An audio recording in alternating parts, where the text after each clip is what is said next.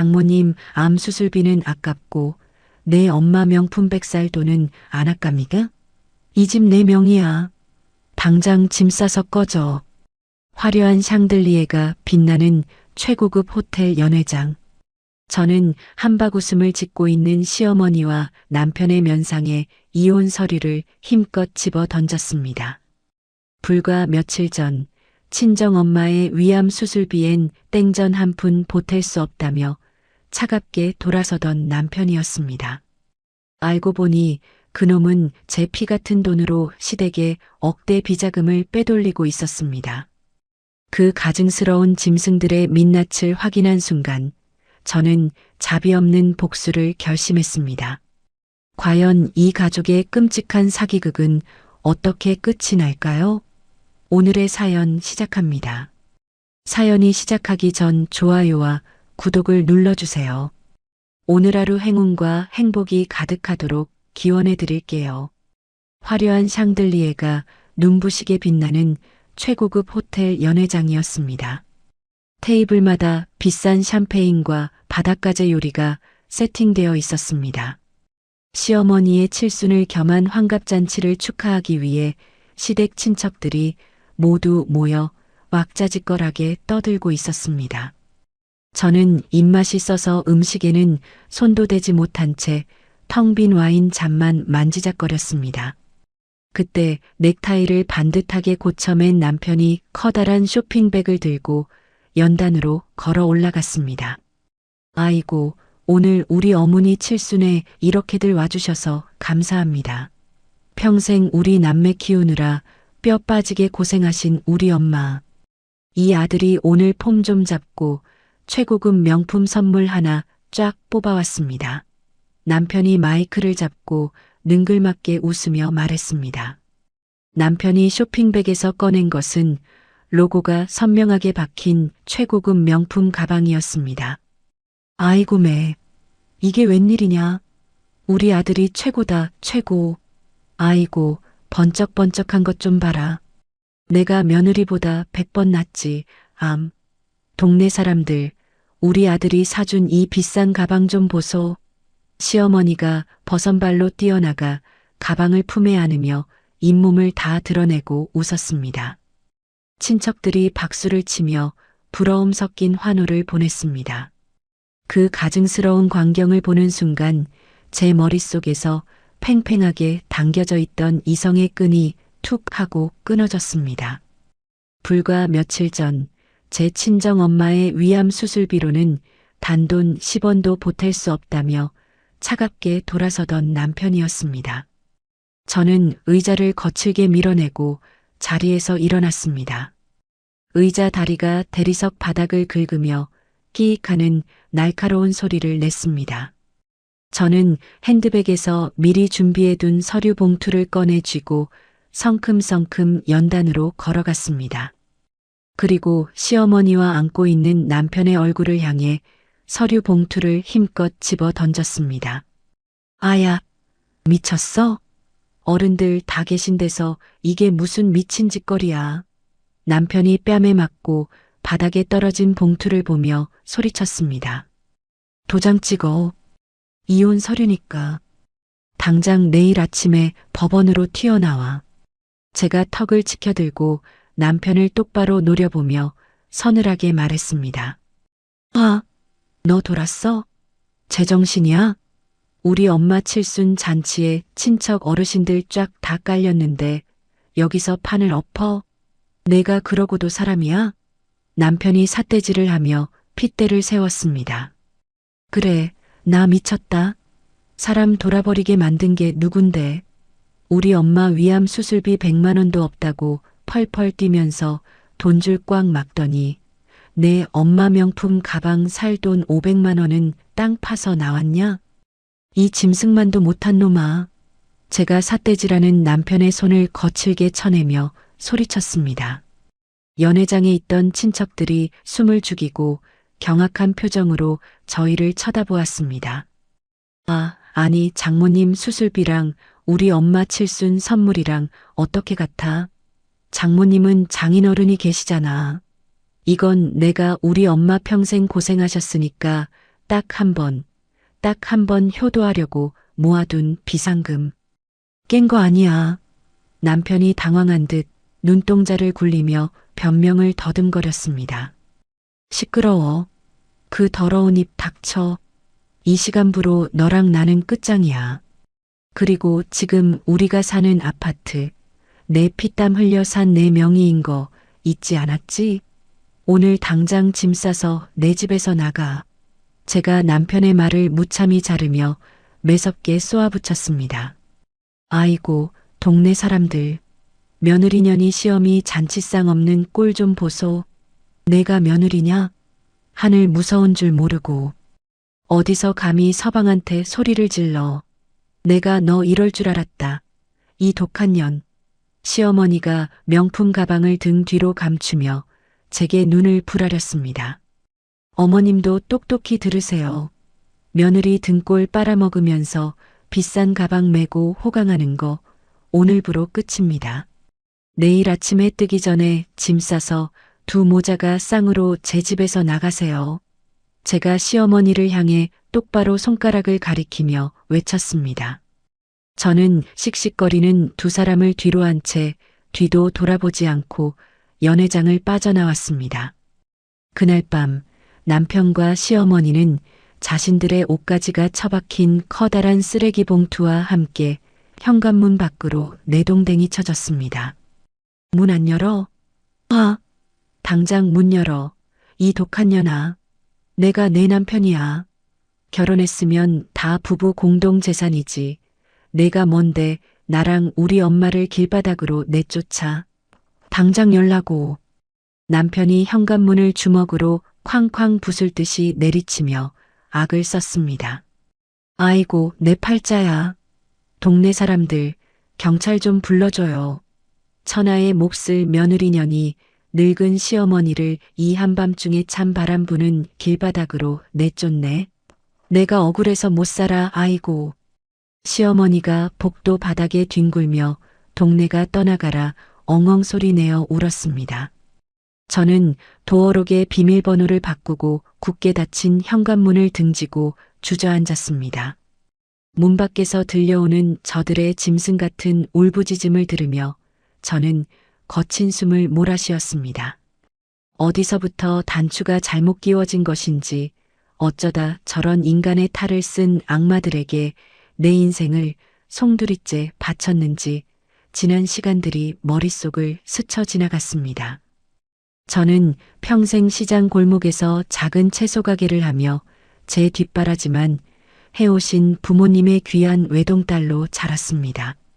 비가 오나 눈이 오나 새벽같이 일어나 무거운 배추통을 나르시던 부모님의 거친 손을 보며 저는 빨리 성공해야겠다고 굳게 다짐했습니다.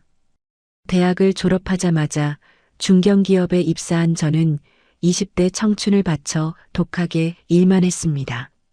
남들 다 가는 해외여행 한 번 가지 않았고 비싼 커피 대신 회사 탕비실에 있는 믹스커피만 마셨습니다. 입고 싶은 옷이 있어도 가격표를 보고 조용히 내려놓으며 악착같이 통장의 숫자를 늘려갔습니다. 그렇게 30 초반의 나이에 친정 부모님이 보태주신 약간의 자금과 제 전 재산을 합쳐 서울 외곽에 제 명의의 작은 아파트를 장만할 수 있었습니다. 잔금을 치르고 제 이름이 적힌 등기부등본을 받아들던 날 부모님과 거실 바닥에 주저앉아 서로를 부둥켜 안고 펑펑 울었던 기억이 아직도 생생합니다. 온전한 내 집을 마련하고 나니 이제는 화려함보다는 소박하고 따뜻한 가정을 꾸리고 싶다는 생각이 간절해졌습니다. 그러던 어느 날 직장 선배의 소개로 한 남자를 만나게 되었습니다. 그 사람이 바로 지금 문 밖에서 악을 쓰고 있는 남편이었습니다. 첫 만남을 위해 약속 장소인 카페에 도착했을 때 저는 조금 당황스러운 감정을 느꼈습니다. 소개팅 자리에 남편은 유행이 한참 지난 낡은 체크무늬 남방의 뒷굽이 다 달아빠진 구두를 신고 나타났습니다. 아이고, 안녕하세요. 제가 늦었죠? 지하철 타고 오다가 중간에 버스로 갈아타느라 차가 좀 밀려서요. 택시 타려다가 그 돈이 너무 아까워서 뛰었더니 땀이 다 나네요. 허허. 남편이 이마에 맺힌 땀을 닦으며 멋쩍게 웃었습니다. 아, 아니에요. 저도 방금 왔는걸요. 숨 좀 돌리시고 편하게 앉으세요. 제가 자리에서 일어나 가볍게 목례를 하며 맞이했습니다. 남편은 자리에 앉자마자 주머니에서 테이프가 덕지덕지 붙은 낡은 지갑을 꺼내더니 꼬깃꼬깃한 종이 쿠폰을 테이블 위에 올려놓았습니다. 짠! 제가 이 카페 단골이라 쿠폰 도장 10개를 다 채웠거든요. 오늘 첫 만남인데 제가 시원하게 한턱 쏘겠습니다. 여기 공짜 쿠폰으로 아무거나 비싼 거 시키세요. 남편이 자랑스러운 표정으로 어깨를 으쓱하며 말했습니다. 보통의 여자들이라면 첫 만남에서 이런 행동을 보면 쪼잔하다며 정이 떨어졌을지도 모릅니다. 하지만 매일 겉모습만 번지르르하게 꾸미고 다니는 가벼운 남자들에게 지쳐있던 제 눈에는 그의 그런 모습이 오히려 가식없고 털털하게 다가왔습니다. 저녁 식사를 하러 간 곳도 분위기 좋은 레스토랑이 아닌 시장통에 있는 허름한 순댓국집이었습니다. 아따, 여기 순댓국이 고기도 팍팍 주고 아주 끝내줍니다. 비싼 돈 주고 레스토랑 가서 풀떼기 먹는 것보다 이런 게 진짜 사람 사는 맛 아니겠습니까? 저 대학생 때부터 돈 아끼려고 자주 오던 단골집입니다. 많이 드세요. 남편이 뚝배기에 들깨가루를 팍팍 넣으며 숟가락을 건넸습니다. 어머, 정말 국물이 진하고 맛있네요. 맞아요. 저도 코딱지만큼 나오는 비싼 파스타 먹느니 이렇게 속 든든하게 채워주는 뜨끈한 국밥이 훨씬 좋아요. 제가 깍두기를 베어 물며 활짝 웃어 보였습니다. 참 다행입니다. 사실 제가 폼 잡는다고 쓸데없는 데다 돈 펑펑 쓰는 걸 세상에서 제일 싫어하거든요. 돈은 땀 흘려 벌어서 꽉 쥐고 있어야 하는 거니까요. 남편이 국물을 훌쩍 마시며 대답했습니다. 어쩜 저랑 생각이 똑같으시네요. 저도 겉멋들어서 돈 쓰는 것보다 차곡차곡 통장에 저축해서 숫자 늘려가는 게 제일 마음 편하고 좋더라고요. 제가 고개를 끄덕이며 적극적으로 맞장구를 쳤습니다. 저는 길 가다 커피 한 잔 사 먹는 돈 3, 4천 원도 너무 아까운 사람입니다. 매일 아침 집에서 커피 타서 텀블러에 챙겨 다닙니다. 그렇게 독하게 아끼고 모아서 제 월급의 80%는 무조건 은행에 적금으로 때려박고 있습니다. 진짜 자신 있습니다. 남편이 자신만만한 목소리로 가슴을 툭툭 쳤습니다. 저는 테이블 아래로 보이는 남편의 닳고 다른 구두굽을 다시 한번 힐끗 쳐다보았습니다. 그 지저분한 구두굽이 제게는 그 어떤 명품 구두보다 값진 성실함과 건실함의 훈장처럼 보였습니다. 저렇게 검소하고 자기 인생에 성실한 사람이라면 평생을 믿고 등을 기댈 수 있겠다고 바보 같은 착각을 한 것입니다. 남편과의 연애는 늘 가성비를 철저하게 따지는 짠돌이 데이트의 연속이었습니다. 기념일에도 비싼 선물 대신 길거리 떡볶이로 끼니를 때웠고 데이트 코스는 항상 무료로 개방된 공원이나 박물관이 전부였습니다. 택시비가 아깝다며 정장 구두를 신고 새 정거장을 걸어가면서도 저는 그 소박함이 좋아서 바보같이 웃었습니다.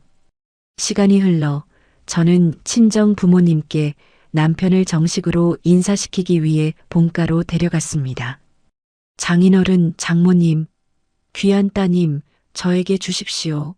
남들처럼 평생 손에 물 한 방울 안 묻히게 해주겠다는 허세 가득한 거짓말은 안 하겠습니다. 하지만요, 제가 밤잠 안 자고 뼈가 부서지도록 성실하게 일해서 평생 아끼고 보살피면서 남부럽지 않게 살겠습니다. 남편이 현관에 들어서자마자 거실 바닥에 넙죽 엎드려 큰 절을 올리며 씩씩하게 외쳤습니다. 아이고, 일어나게. 가만 보니 자네 구두굽이 다 닳아서 비뚤어졌구먼. 요즘 젊은 놈들 죄다 빚내서 외제차나 끌고 다니는데 자네는 참말로 속이 꽉 차고 듬직해 보이네. 우리 딸 눈에 눈물 안 나게 하고 둘이서 지지고 볶고 알콩달콩 잘 살아보게나. 친정아버지가 남편의 어깨를 토닥이며 인자하게 웃으셨습니다. 네, 장인어른. 명심, 또 명심하겠습니다. 제 목숨 걸고 절대 실망시켜드리는 일 없을 겁니다. 남편이 눈물을 글썽이는 척하며 큰 목소리로 대답했습니다. 어쩜 좋아. 요즘 세상에 저렇게 피땀 흘린 돈 귀한 줄 아는 싹싹한 청년이 어디 있다고? 하늘이 점지해준 딱 우리 딸 짝이다, 짝이야. 친정엄마도 눈시울을 붉히며 남편의 거친 손을 꼭 잡아주셨습니다. 가난을 딛고 평생을 성실하게 살아오신 부모님 눈에도 남편의 가짜 껍데기는 그저 듬직한 사윗감으로만 보였던 것입니다. 부모님의 전폭적인 지지와 허락 속에 저희는 일사천리로 결혼 준비를 시작했습니다. 여보, 우리 결혼식에 쓸데없는 돈 펑펑 쓰지 말고 최대한 아끼고 간소하게 하자. 남들한테 몇 시간 보여주자고 허례허식에 큰돈 쓰는 거 진짜 돈 지랄이야. 차라리 그 돈 싹 다 긁어 모아서 우리 나중에 부자 되는 종잣돈으로 쓰자. 내 말 맞지? 남편이 제 손을 꼭 잡고 진지한 눈빛으로 설득했습니다. 그래, 알았어. 나도 비싼 드레스 입고 화려한 예물 받는 거 별로 욕심 안 나. 대신 한 번뿐인 신혼여행만큼은 돈 걱정 안 하고 우리 둘이 푹 쉴 수 있는 아주 좋은 곳으로 가자, 응? 제가 남편의 어깨에 다정하게 기대며 동의했습니다. 아이고, 걱정 마. 내가 진짜 평생 죽을 때까지 잊지 못할 최고급 럭셔리 여행으로 쫙 모실게. 나만 믿어. 남편이 제 머리를 쓰다듬으며 다정하게 약속했습니다. 결국 식장 예약부터 웨딩 촬영, 예물까지 남편의 뜻대로 모든 예산을 최소한으로 깎고 또 깎았습니다. 심지어 예식장 보증 인원을 맞추기 위해 부족한 비용은 슬그머니 제 카드로 더 많이 긁게 만들기도 했습니다. 하지만 저는 속 좁고 계산적인 여자로 보이기 싫어서 아무런 불만 없이 남편의 뜻에 모든 것을 마쳤습니다. 신혼집은 고민할 필요도 없이 제가 뼈 빠지게 모아서 산 제 명의의 아파트로 결정되었습니다. 혼수 가정과 가구도 돈이 아깝다는 남편의 강력한 주장에 따라 제가 자취할 때 쓰던 낡은 것들을 그대로 쓰기로 합의했습니다. 결혼식 당일 가장 저렴한 대여점에서 빌려온 낡은 턱시도를 입고 하객들 앞에서 환하게 웃는 남편을 보며 저는 세상에서 가장 현명하고 행복한 신부라고 굳게 믿었습니다. 하지만 그 달콤한 믿음이 산산조각 나고 차가운 현실을 마주하는 데는 그리 오랜 시간이 걸리지 않았습니다. 동남아의 저렴한 패키지 여행으로 떠난 신혼여행의 첫날 밤이었습니다. 여보, 우리 이제 부부 도장도 찍었으니까 돈 관리를 정해야 할 것 같은데 앞으로 경제권 관리는 어떻게 하는 게 좋을까? 제가 침대에 걸터 앉아 샤워를 마치고 나온 남편에게 조심스럽게 물었습니다. 수건으로 머리를 털던 남편이 제 옆으로 다가와 제 두 손을 따뜻하게 감싸주었습니다. 아, 그거 당신도 겪어봐서 잘 알잖아. 내가 아주 돈 굴리고 짠테크하는 데는 귀신인 거. 앞으로 돈 관리는 피곤하게 합치지 말고 그냥 깔끔하게 각자 월급은 자기가 알아서 관리하는 걸로 하자. 남편이 아주 합리적이라는 듯한 표정으로 말했습니다. 뭐, 월급을 따로따로 관리하자고? 부부인데 돈을 안 합친다고? 제가 전혀 예상치 못한 대답에 조금 놀란 목소리로 되물었습니다.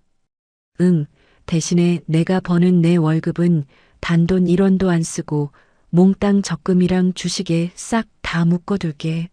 나중에 우리 토끼 같은 자식도 낳고 으리으리한 40평짜리 아파트로 이사 가려면 목돈 팍팍 모아야 하잖아. 그러니까 당분간 아파트 관리비 내고 밥 먹고 하는 찌끄레기 생활비는 싹 다 당신 월급으로 해결하자. 어때? 남편이 제 귓가에 입술을 대고 달콤한 목소리로 속삭였습니다. 아니, 내 월급 하나로 우리 둘 먹고 사는 생활비를 전부 다 내라고? 그럼 나는 내 통장의 저축은커녕 100원짜리 하나도 못 모으고 몽땅 다 써버려야 하잖아. 그게 무슨 말도 안 되는 소리야.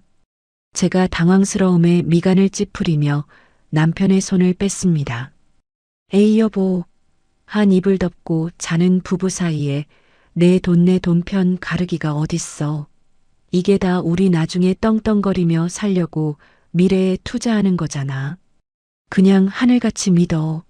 이 남편이 이 악물고 팍팍 불려서 나중에 동네방네 사모님 소리 듣게 아주 푹 호강시켜 줄 테니까. 응? 믿어봐 좀. 남편이 짐짓 서운한 표정을 지으며 다시 제 허리를 끌어안고 애교를 부렸습니다. 저를 믿고 미래를 맡긴다는 그 번지르르한 말에 저는 그만 멍청하게도 마음이 약해지고 말았습니다.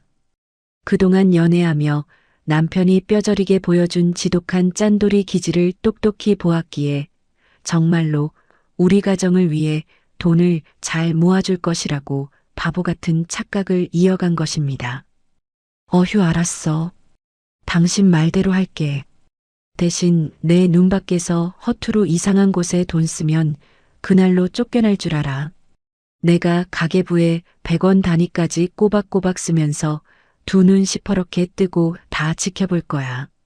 제가 깊은 한숨을 쉬며 남편의 기막힌 제안을 수락하고 말았습니다. 아싸, 진짜 고마워 여보. 내 마누라가 최고다. 내가 진짜 당신 손에 물 한 방울 안 묻히게 팍팍 불려줄게. 남편이 저를 침대 위로 번쩍 안아 올리며 환호성을 질렀습니다. 그 순간 저는 제 손으로 직접 제 목에 굵은 올가미를 씌우고 있다는 끔찍한 사실을 전혀 몰랐습니다. 건실함으로 완벽하게 포장된 남편의 그 낡은 구두가 앞으로 제 피와 땀을 갈기갈기 짓밟을 날카로운 흉기라는 것을 상상조차 하지 못했습니다. 그저 남편을 묵묵히 뒷바라지하며 헌신하는 것만이 착하고 지혜로운 아내의 도리라고 사이비 종교처럼 맹신했습니다. 그 지독한 맹신이 저를 얼마나 깊고 캄캄한 지옥 밑바닥으로 끌고 들어갈지 저는 까맣게 모른 채 그 악마의 따뜻한 품에 안겨 평온하게 잠이 들고 말았습니다. 챕터 2 서서히 목을 조여오는 감정의 균열. 신혼의 단꿈은 시작과 동시에 끝이 났습니다. 결혼 한 달 차부터 집안의 모든 생활비 청구서가 제 앞으로 날아오기 시작했습니다. 매달 날아오는 카드 명세서를 볼 때마다 제 통장의 잔고는 바닥을 향해 곤두박질 쳤습니다. 반면 남편은 자신의 월급날이 되면 콧노래를 부르며 통장 잔고를 확인했습니다. 어느 날 야근을 마치고 밤 10시가 넘어 파김치가 되어 현관문을 열고 들어왔습니다. 남편은 소파에 비스듬히 누워 텔레비전을 보며 낄낄거리고 있었습니다. 제가 겉옷을 벗고 거실로 들어서자 남편이 저를 힐쩍 쳐다보았습니다. 왜 이렇게 늦었어? 나 배고파 죽겠어. 빨리 밥 차려. 남편이 텔레비전 화면에서 눈을 떼지 않고 손가락으로 주방을 가리키며 말했습니다. 나 오늘 하루 종일 써서 일하느라 다리가 퉁퉁 부었어. 여보가 대충 챙겨 먹지 그랬어. 제가 피곤한 목소리로 대답하며 바닥에 주저앉아 다리를 주물렀습니다. 내가 밥을 어떻게 차려. 여자가 집안일을 해야지. 빨리 냉장고에서 반찬 좀 꺼내봐. 남편이 소파에서 몸을 일으키며 짜증 섞인 목소리로 투덜거렸습니다. 저는 깊은 한숨을 내쉬며 무거운 몸을 이끌고 주방으로 향했습니다. 도마 위에 김치를 올려놓고 칼질을 하는데 눈시울이 붉어졌습니다. 여보, 나 혼자 생활비 다 내는 것도 벅찬데 집안일까지 나 혼자 다 하는 건 너무 힘들어. 제가 찌개를 끓이며 남편을 향해 서운함을 토로했습니다. 남편이 주방으로 걸어와 제 등 뒤에 바짝 붙어 섰습니다. 우리가 나중에 40평대 넓은 아파트 이사 가려면 이 정도 고생은 참아야지. 내가 밖에서 허튼 짓 안 하고 돈 꼬박꼬박 모으고 있잖아.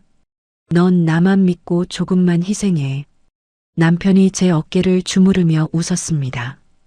우리의 미래를 위해 독하게 돈을 모은다는 남편의 말에 저는 또다시 바보같이 고개를 끄덕였습니다. 하지만 시댁 행사가 다가올 때마다 제 인내심은 한계에 부딪혔습니다. 시어머니는 툭하면 제게 전화를 걸어 돈과 선물을 요구했습니다. 며느리야, 다음 주 주말에 내 시아버지 생신인 거 알지? 이번에는 딴 거 필요 없고 백화점 가서 질 좋은 한우 세트 하나 사와라. 시어머니가 전화기 너머로 당당하게 지시했습니다. 어머님, 저번 달에도 시동생 이사한다고 100만 원 보탰는데 이번 달은 생활비가 조금 빠듯해요. 제가 조심스럽게 사정을 설명했습니다. 내가 직장 다니면서 돈 버는데 그깟 고기 한 팩 살 돈이 없어? 우리 아들이 돈 번 거는 다 적금 들어서 못 빼니까 내가 알아서 해라. 시어머니가 언성을 높이며 쏘아붙였습니다. 네, 어머님. 제가 준비해서 갈게요. 저는 결국 입술을 꽉 깨물며 대답했습니다. 전화를 끊고 나면 속에서 화가 치밀어 올랐지만 저는 가정을 지켜야 한다는 생각에 억지로 감정을 눌러 참았습니다. 그렇게 희생을 이어가던 결혼 3년 차 봄이었습니다. 회사에서 업무를 보던 중 친정아버지로부터 다급한 전화 한 통이 걸려왔습니다. 딸아, 어쩌면 좋니? 내 엄마가 위암 3기란다. 당장 수술해야 한대. 친정아버지가 소리내어 울며 말씀하셨습니다. 저는 전화기를 쥔 채 다리에 힘이 풀려 사무실 바닥에 털썩 주저앉았습니다. 눈앞이 하얗게 변하고 머릿속에서 아무런 생각도 나지 않았습니다. 겨우 정신을 차린 저는 가방을 챙겨 들고 병원으로 달려갔습니다. 병원 침대에 누워있는 친정엄마의 얼굴은 며칠 새 반쪽이 되어 있었습니다.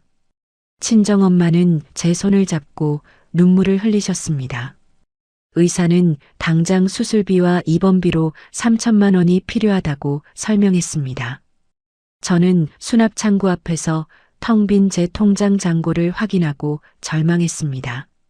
그동안 생활비와 시댁 경조사비를 대느라 제 통장에는 돈이 남아있지 않았습니다. 저는 떨리는 손으로 남편에게 전화를 걸었습니다. 여보, 우리 엄마가 위암 3기래. 당장 수술해야 하는데 내가 돈이 없어. 여보가 모아둔 돈 중에서 3천만 원만 먼저 빼줘. 제가 병원 복도 구석에서 눈물을 흘리며 애원했습니다. 전화기 너머 남편은 한참 동안 아무런 대답이 없었습니다. 침묵이 길어지자 제 심장은 미친 듯이 뛰었습니다. 여보, 내 말 듣고 있어? 제발 부탁이야. 내가 앞으로 생활비 더 아껴서 다 채워 넣을게. 제가 쉰 목소리로 다시 한번 사정했습니다. 나 지금 바빠. 저녁에 집에서 얘기해. 남편이 차가운 목소리로 짧게 대답하고는 전화를 뚝 끊어버렸습니다. 저는 끊어진 전화기를 붙잡고 병원 복도 바닥에 웅크리고 앉아 소리 없이 울었습니다. 그날 저녁 집으로 돌아온 남편은 거실 소파에 앉아 다리를 꼬고 텔레비전을 보았습니다. 저는 퉁퉁 부은 눈으로 남편 앞에 무릎을 꿇고 앉아 남편의 두 손을 덥석 잡았습니다. 여보, 제발 부탁할게. 엄마 살리려면 이번 주 안으로 수술해야 해. 적금 깬 손해는 내가 나중에 대출받아서라도 다 갚을게. 제가 콧물을 흘리며 남편의 바짓가랑이에 매달렸습니다. 남편이 제 손을 거칠게 뿌리치며 자리에서 벌떡 일어났습니다. 저는 중심을 잃고 거실 바닥에 나동그라졌습니다. 너 지금 제정신이야? 내가 모은 돈이 다 펀드랑 주식에 묶여 있는데 지금 빼면 손해가 얼만 줄 알아? 절대 못 빼. 남편이 저를 내려다보며 매몰차게 소리쳤습니다. 손해보는 거 다 내가 갚는다고 하잖아. 우리 엄마 목숨이 달린 일이야. 제가 바닥을 주먹으로 치며 악을 썼습니다. 장모님 연세가 내일 모레 칠순이야. 그 나이에 배 가르고 수술하면 몸만 더 상해. 굳이 그 큰 돈 들여서 수술하는 게 맞아? 남편이 미간을 찌푸리며 짜증스러운 목소리로 말했습니다. 그 말을 듣는 순간 제 몸의 피가 차갑게 식어내리는 것을 느꼈습니다. 남편의 얼굴을 올려다보았습니다. 저와 제 가족을 걱정하는 기색은 단 한 줌도 없는 철저하게 계산적이고 이기적인 낯선 사람의 얼굴이 있었습니다. 제가 지난 3년 동안 일하며 떠받들었던 남편의 실체였습니다. 저는 자리에서 천천히 일어났습니다. 눈물이 쏙 들어가고 분노가 제 몸을 채웠습니다. 그래, 알았어. 내 돈은 10원 한 장 건드리지 않을게. 대신 이 시간 이후로 넌 내 남편도 아니고 우리 가족도 아니야. 제가 남편의 눈을 똑바로 쳐다보며 차갑게 내뱉었습니다. 저는 방으로 들어가 지갑을 챙겨 현관문을 열고 집을 나왔습니다. 다음 날 아침 일찍 은행 문이 열리자마자 달려가 제 이름으로 마이너스 통장을 개설하고 최고 한도로 대출을 받았습니다. 떨리는 손으로 병원 수납 창구에 대출금이 들어있는 카드를 내밀었습니다. 결제 완료 영수증을 받아든 저는 병원 화장실로 뛰어들어갔습니다. 변기 뚜껑을 닫고 그 위에 앉아 입을 틀어막고 울부짖었습니다. 남편에 대한 분노와 제 어리석음에 대한 자책감이 저를 괴롭혔습니다. 친정엄마가 힘든 수술을 받고 사경을 헤매는 며칠 동안 남편은 병실에 단 한 번도 얼굴을 비치지 않았습니다. 시어머니 역시 안부 전화 한 통 없었습니다. 오히려 며칠 후 시어머니가 제게 전화를 걸어왔습니다. 너 며칠째 집에 안 들어갔다며? 사돈 아픈 건 아픈 거고 우리 아들 밥은 챙겨가면서 병간호를 해야 할 거 아니냐? 시어머니가 호통을 쳤습니다. 어머님, 지금 저희 엄마가 생사를 오가고 있습니다. 밥은 자기 손으로 챙겨 먹으라고 하세요. 제가 감정 없는 목소리로 대답하고 전화를 끊었습니다. 며칠 뒤 옷가지를 챙기러 집에 잠시 들렀을 때였습니다. 주방 싱크대에는 배달 음식 그릇과 곰팡이가 핀 접시들이 산더미처럼 쌓여 악취를 풍겼습니다. 거실 바닥에는 남편이 벗어 던진 양말과 옷가지들이 널브러져 있었습니다. 아내가 병간호로 지쳐 쓰러져 가는데도 집안 꼴을 이렇게 만들어 놓은 남편의 행태에 저는 기가 막혔습니다. 이 남자를 내 인생에서 완벽하게 도려내야겠다는 서늘한 각오가 가슴속 깊은 곳에서부터 차갑게 굳어가고 있었습니다. 친정엄마의 위암 수술은 장장 8시간에 걸쳐 진행되었습니다. 수술실 밖 차가운 의자에 앉아 기다리는 동안 제 속은 까맣게 타들어갔습니다.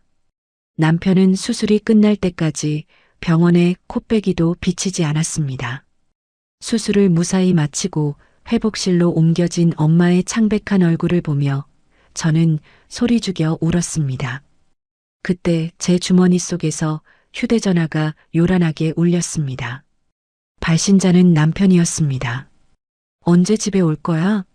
나 오늘 입을 와이셔츠도 없어서 구겨진 거 대충 입고 출근했잖아. 남편이 다짜고짜 신경질적인 목소리로 따졌습니다. 엄마 방금 수술 끝나서 정신 못 차리고 계셔. 와이셔츠는 세탁기에 돌려서 널어 입어. 제가 지친 목소리로 대답했습니다. 남편 출근 준비도 안 챙겨주고 유세는 내일 주말이니까 집에 와서 밀린 집안일 좀 싹 해놔. 남편이 명령하듯 쏘아붙였습니다.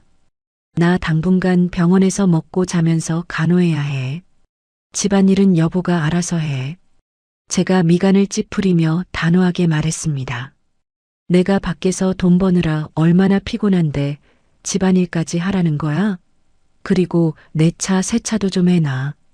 차 안에서 냄새나서 사람을 태울 수가 없잖아. 남편이 짜증을 내며 윽박질렀습니다. 알았으니까 그만해. 끊어. 제가 무미건조하게 대답하고 전화를 끊어버렸습니다. 잠시 후 이번에는 시어머니에게서 전화가 걸려왔습니다.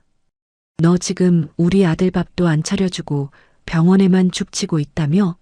시어머니가 날 선 목소리로 호통을 쳤습니다.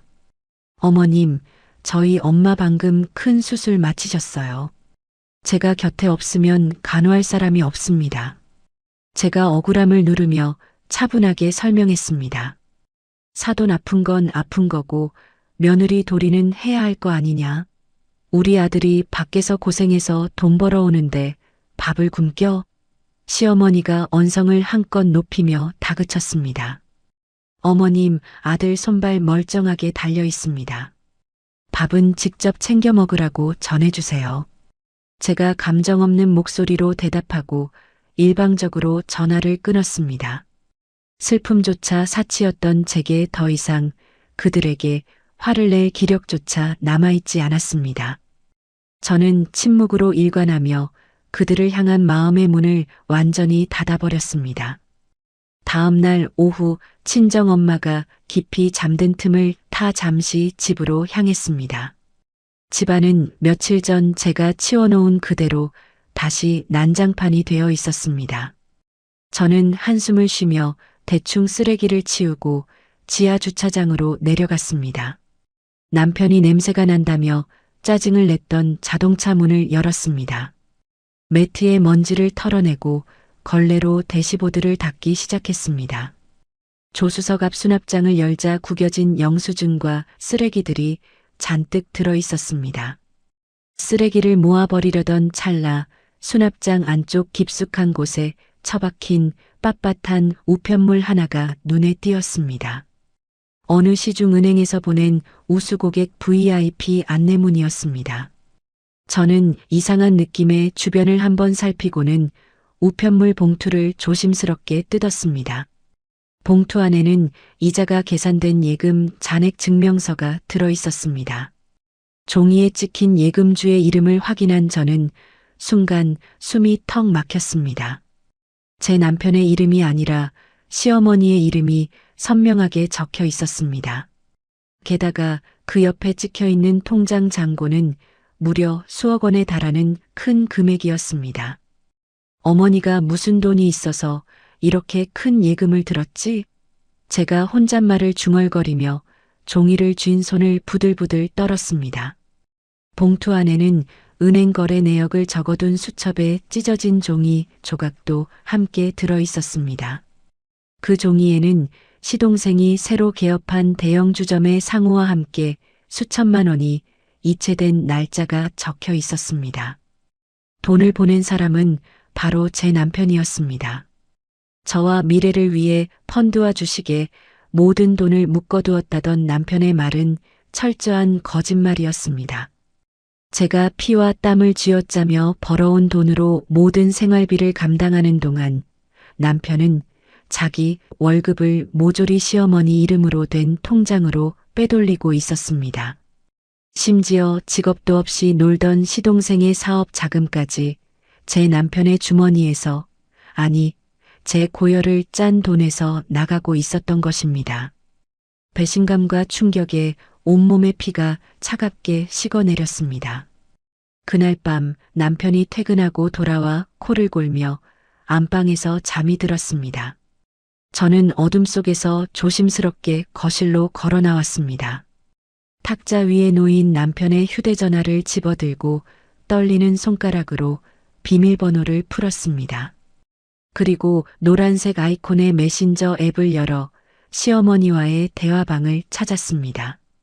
화면을 위로 넘기며 그동안 그들이 나눈 대화들을 하나씩 읽어내려갔습니다. 화면에 나타난 시어머니의 문자를 보는 순간 저는 심장이 날카로운 칼에 찔린 듯한 고통을 느꼈습니다. 처가에 돈 절대 보태지 마라. 어차피 장모 죽으면 그 아파트 내 것 될 텐데 돈 아깝게 뭐하러 수술을 시키니. 시어머니가 보낸 악마 같은 텍스트였습니다. 저는 헉하고 숨을 들이마시며 입술을 피가 나도록 꽉 깨물었습니다. 그 아래 달린 남편의 답장은 저를 더욱 깊은 절망의 늪으로 밀어 넣었습니다. 걱정 마, 엄마.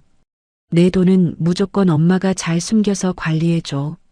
쟤는 지 혼자 벌어서 잘 사니까 놔두면 알아서 병원비 낼 거야. 남편이 웃는 이모티콘과 함께 보낸 소름 끼치는 문장이었습니다. 엄마, 동생 가게 인테리어 잔금 내일 엄마 통장에서 이체 좀 해줘. 남편이 보낸 또 다른 문자도 있었습니다. 알았다. 며느리 모르게 영수증 처리 잘해라. 시어머니의 알뜰한 당부였습니다. 저는 더 이상 화면을 쳐다볼 수가 없었습니다. 인간의 탈을 쓰고 어떻게 이렇게 끔찍하고 교활한 짓을 저지를 수 있는지 믿기지 않았습니다. 제 엄마의 죽음을 간절히 기다리며 제 아파트를 탐내는 저 인간 쓰레기들의 민낯에 구역질이 치밀어 올랐습니다. 저는 휴대전화를 탁자 위에 엎어두고 황급히 화장실로 뛰어들어갔습니다. 변기통을 양손으로 부여잡고 위액이 섞인 쓴물을 외갰거리며 토해냈습니다. 차가운 화장실 타일 바닥에 웅크리고 앉아 입을 두 손으로 꽉 틀어막았습니다. 새어나오는 울음소리를 죽이며 짐승처럼 끄끄대며 오열했습니다. 당장이라도 안방문을 박차고 들어가 자고 있는 남편의 머리채를 잡고 흔들고 싶었습니다. 내가 사람이니 어떻게 우리 엄마 목숨을 두고 그딴 소리를 짓거려. 마음속으로는 이미 수백 번 남편의 뺨을 내려치며 악을 썼습니다. 하지만 저는 파들파들 떨리는 주먹을 꽉 쥐며 이성을 되찾으려 애를 썼습니다. 지금 분노를 이기지 못하고 감정적으로 터뜨린다면 저 교활한 독사 같은 인간들이 오히려 제 재산을 빼앗기 위해 무슨 짓을 벌일지 몰랐습니다.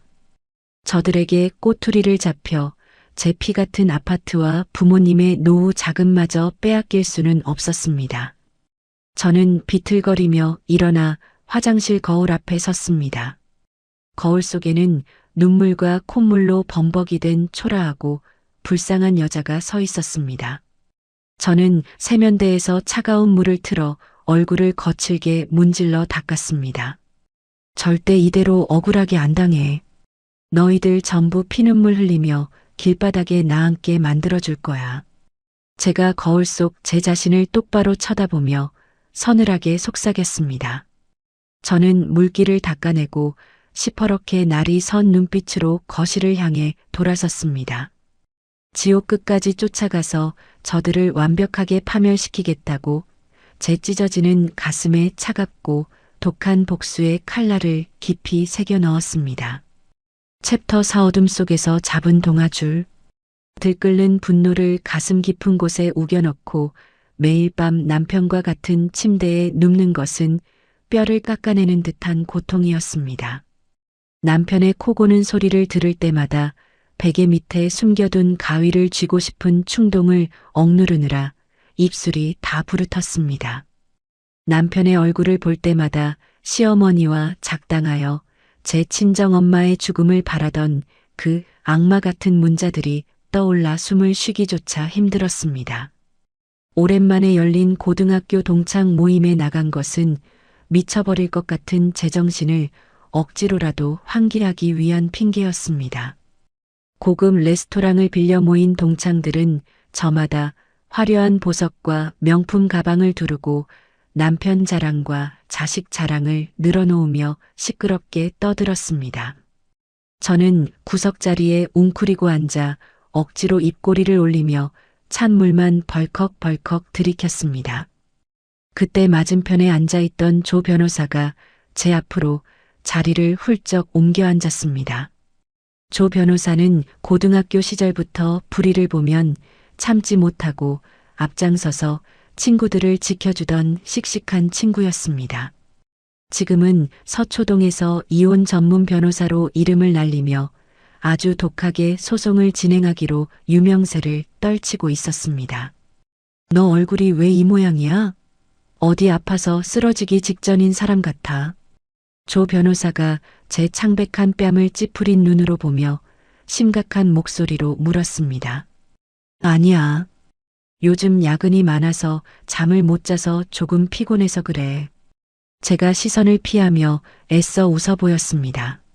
나한테 거짓말할 생각하지 마. 너 지금 금방이라도 벼랑 끝에서 뛰어내릴 것 같은 송장꼴이야. 무슨 일인지 당장 똑바로 말해. 조 변호사가 제 손목을 꽉 쥐며 단호하게 다그쳤습니다. 친구의 단호하고 따뜻한 체온이 피부에 닿는 순간 저는 팽팽하게 당기고 있던 마음의 빗장을 사르르 열고 말았습니다. 저는 조 변호사의 손에 이끌려 모임 장소 근처의 조용한 술집으로 자리를 옮겼습니다. 조용한 룸에 들어가자마자 저는 참았던 눈물을 터뜨리며 그간의 지옥 같았던 일들을 하나도 빠짐없이 모두 털어놓았습니다. 남편의 지독한 가스라이팅과 시어머니의 차명 계좌, 그리고 제 친정엄마의 목숨을 두고 벌인 소름 끼치는 대화 내용까지 전부 말했습니다. 말을 이어가는 내내 저는 술잔을 쥐고 짐승처럼 끄끄거리며 눈물을 쏟아냈습니다. 제 이야기를 모두 듣고 난 조 변호사는 분노로 일그러진 얼굴로 테이블을 주먹으로 쾅 내리쳤습니다. 이건 단순한 부부 싸움이 아니야. 작정하고 내 피를 빨아먹은 완벽한 경제적 살인이고 사기 범죄야. 조 변호사가 눈에서 불을 뿜으며 소리쳤습니다. 내가 너무 멍청하고 바보 같았어. 남편이 짠돌이처럼 구는 걸 우리 미래를 위해 알뜰하게 사는 거라고 철떡같이 믿은 내 잘못이야. 제가 두 손으로 얼굴을 감싸쥐고 가슴을 치며 자책했습니다. 내 잘못 절대 아니야. 처음부터 작정하고 사기치는 악마들한테 착하고 순진한 내가 걸려들어서 당한 것뿐이야. 당장 이혼 소송 준비해.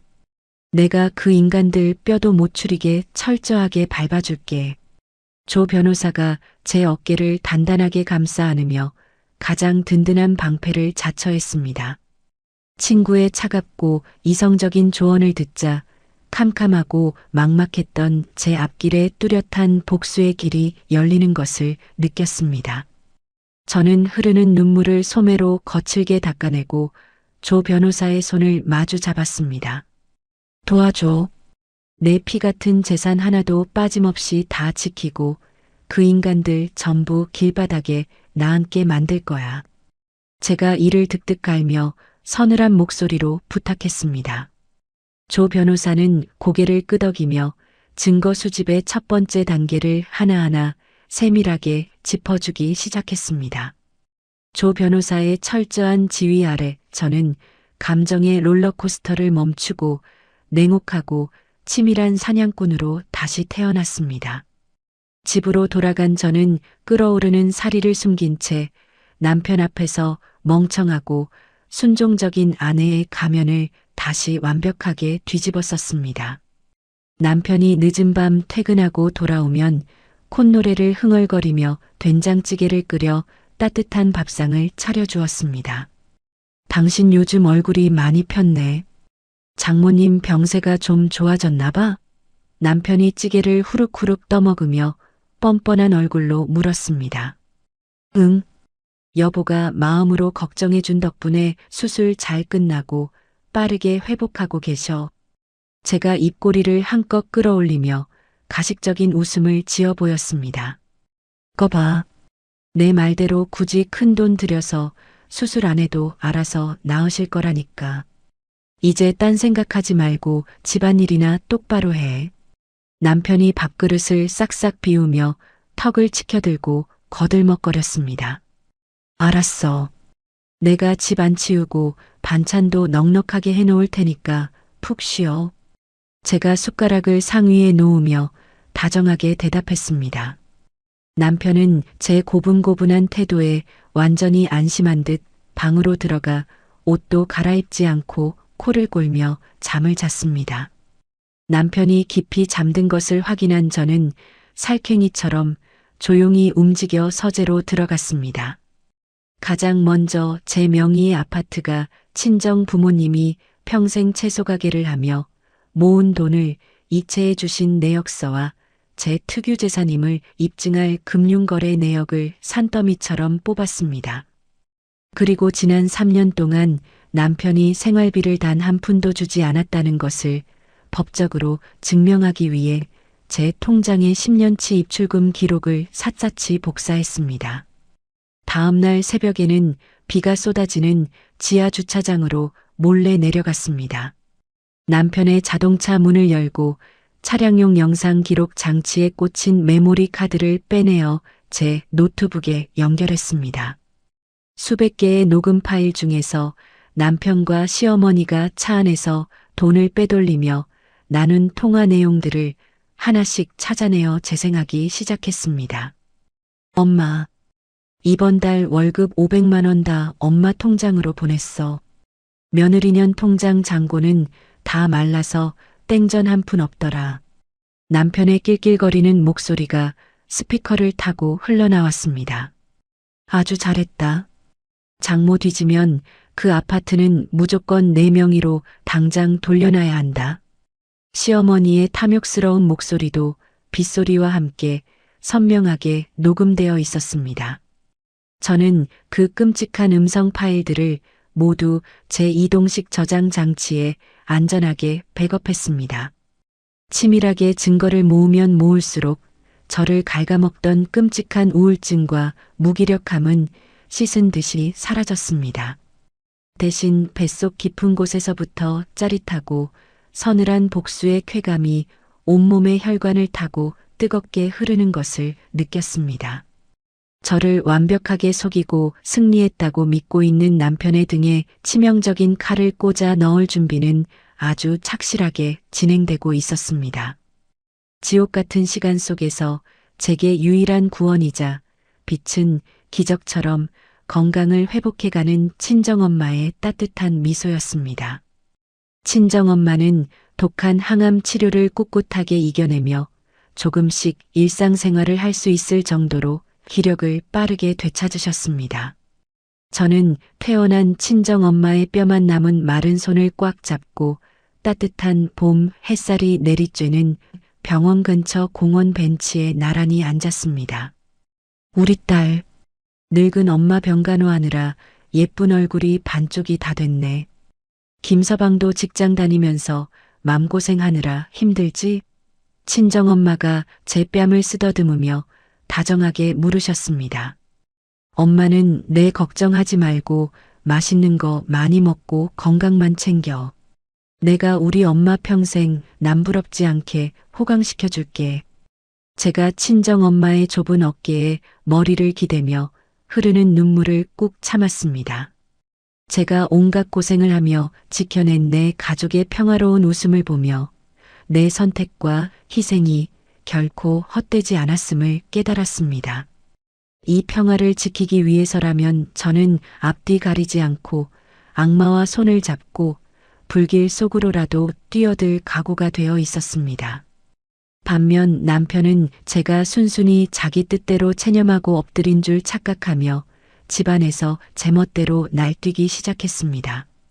주말 아침 거실 소파에 벌러덩 누워 휴대전화로 골프 게임을 하던 남편이 저를 툭툭 쳤습니다. 어이, 다음 주 주말이 우리 엄마 환갑이랑 칠순 합쳐서 크게 잔치하는 날인 거 알지? 남편이 다리를 까딱거리며 거만한 목소리로 물었습니다. 알지. 어머님 잔치인데 내가 어떻게 까먹고 지나가겠어. 제가 빨래를 개키며 나긋나긋한 목소리로 대답했습니다. 시골 친척들 다 부를 거니까 시내에서 제일 비싸고 번쩍거리는 호텔 연회장으로 예약했어. 내가 며느리 도리 확실하게 보여줘야 하니까 호텔 식대 300만 원은 무조건 내 카드로 긁어. 남편이 휴대전화 화면에서 눈도 떼지 않고 뻔뻔하게 요구했습니다. 자기 장모 위암 수술비로는 10원 한 장 안 내놓더니 자기 엄마 잔치상에는 제 돈 300만 원을 쓰라는 기막히고 파렴치한 소리였습니다.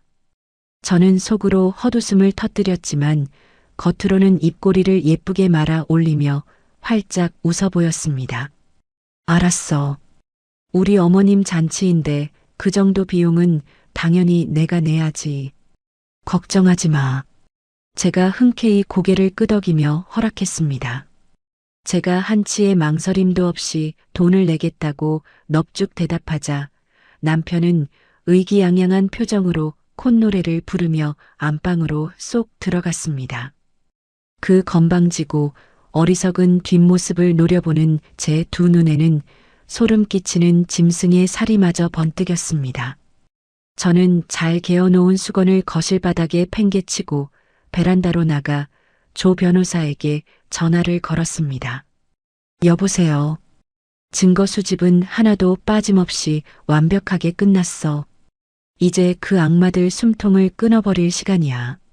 제가 수화기 넘어 조 변호사에게 차갑게 얼어붙은 목소리로 알렸습니다. 정말 수고 많았어. 내가 밤새워서 보내준 자료로 이혼 소장 작성 방금 다 끝났어. 내일 아침 법원 문 열자마자 가압류 신청부터 넣을 거야. 조 변호사가 경쾌하고 자신감 넘치는 목소리로 대답했습니다. 저희는 남편의 개인 통장과 직장 급여는 물론이고 시어머니 명의로 숨겨둔 차명 계좌까지 모조리 가압류를 걸어 그들의 발목을 밧줄로 꽁꽁 묶어버리기로 계획했습니다. 가장 화려하고 행복해야 할 시어머니의 칠순 잔칫날, 그들을 가장 비참한 나락의 구렁텅이로 떨어뜨릴 완벽한 단두대가 높이 세워지고 있었습니다. 챕터 5 가장 찬란한 날의 단두대. 결전의 날이 밝았습니다. 저는 새벽 일찍 일어나 옷가지를 챙겨 친정집으로 향했습니다. 엄마, 오늘 시댁 식구들이랑 단판을 지을 일이 있어. 혹시라도 그 인간들이 엄마한테 해코지할지 모르니까 며칠만 이모네 댁에 가 있어. 제가 다급한 목소리로 짐을 싸며 엄마에게 상황을 설명했습니다. 도대체 무슨 일인데 이렇게 서두르는 거니? 엄마가 불안한 눈빛으로 저를 바라보았습니다. 나중에 다 말씀드릴게. 제발 내 말대로 해줘. 사랑해, 엄마. 제가 엄마를 꼭 안아주고 택시에 태워보냈습니다. 친정엄마가 무사히 떠나는 것을 확인한 저는 집으로 돌아왔습니다. 남편은 안방 침대에서 팔다리를 대자로 뻗고 입을 벌린 채 코를 골며 자고 있었습니다. 저는 남편의 옷장을 열어 옷가지들을 닥치는 대로 꺼내기 시작했습니다. 티셔츠, 바지, 속옷까지 모조리 커다란 100리터짜리 쓰레기 봉투에 쑤셔 넣었습니다. 그리고 서재로 들어가 남편의 노트북과 책상 서랍 안의 잡동사니들도 남김없이 다른 봉투에 쓸어 담았습니다. 땀을 뻘뻘 흘리며 남편의 짐이 담긴 커다란 봉투 3개를 낑낑대며 현관문 밖으로 내동댕이 쳤습니다. 마지막으로 현관 도어록의 덮개를 열고 복잡하고 긴 번호로 비밀번호를 새로 설정했습니다. 오전 11시 저는 화장대 거울 앞에 앉아 붉은색 립스틱을 정성 들여 발랐습니다. 그리고 옷장 깊숙한 곳에서 가장 화려하고 값비싼 투피스 정장을 꺼내 입었습니다. 핸드백에는 전날 조 변호사가 퀵서비스로 보내준 묵직한 서류 뭉치를 조심스럽게 집어넣었습니다. 서류 봉투 겉면에는 소장이라는 붉은색 글씨가 선명하게 찍혀 있었습니다. 침실 문을 벌컥 열고 들어가 남편의 이불을 확 걷어찼습니다. 일어나. 벌써 11시야. 어머님 잔치에 지각할 작정이야? 제가 차가운 목소리로 쏘아붙였습니다. 아씨, 조금만 더 자게 놔두지. 남편이 눈을 비비며 짜증을 냈습니다. 난 먼저 가서 결제할 거 하고 준비하고 있을 테니까 씻고 빨리 와. 제가 뒤도 돌아보지 않고 방문을 나섰습니다. 호텔 연회장은 화려한 생화 장식과 샹들리에의 불빛으로 눈이 부시게 번쩍거렸습니다. 입구에는 시어머니와 남편이 한바구음을 지으며 친척들을 맞이하고 있었습니다. 아이고, 우리 큰며느리 왔네. 호텔 식대는 내 카드로 시원하게 긁었지?